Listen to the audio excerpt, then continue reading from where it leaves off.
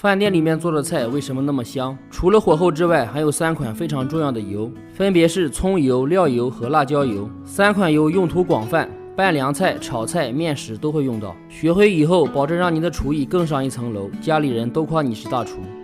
准备一根大葱，大约100克，斜刀切片。紫皮洋葱半个，大约50克，切成丝。准备一把小葱，带根洗干净，大约200克。3种葱混合熬出来的油才香。香菜不要多放，多放会抢味，大约30克。胡萝卜半根切成片，20克左右。生姜30克，洗干净切片。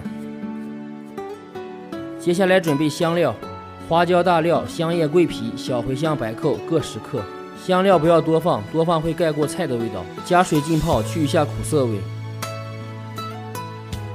准备一个不锈钢盆，加入粗辣椒面150克，加入细辣椒面150克，加入20克白芝麻、10克盐，再加入适量高度白酒和凉的油，这样辣椒油做出来更香，炸的时候也不会糊。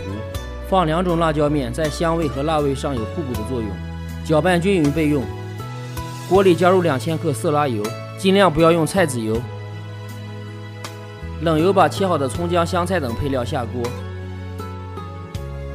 开大火烧开，转小火熬制，慢慢的把里面的水分熬干，把里面的香味熬出来。这个时间大约需要15分钟左右，熬至颜色焦黄，香味才能彻底被激发出来。这些料不要扔，留着炖肉，味道特别香。捞干净以后，咱们的葱油就熬好了。葱油就是炒菜出锅前放的明油。3种油都做好以后，给大家分享一下它们的不同用途。在葱油的基础上下入泡好的香料，小火慢熬，熬好以后就是料油。泡过以后的香料更能激发出它的香味。颜色微黄，捞出控油。葱油的基础上做好以后就是料油，同样的把熬好的油舀出来一部分。这个时候开火把油烧热，在料油的基础上做辣椒油，味道会更香。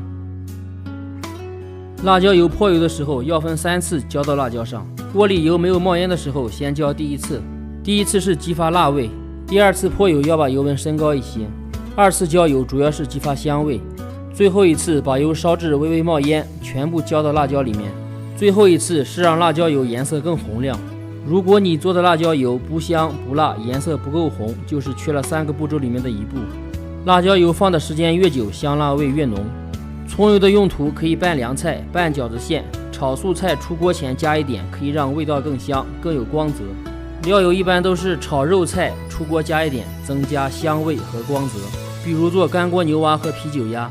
辣椒油用途最多，拌凉菜、拌凉皮、做麻辣香锅、麻婆豆腐、水煮鱼、蘸饺子料汁都可以放。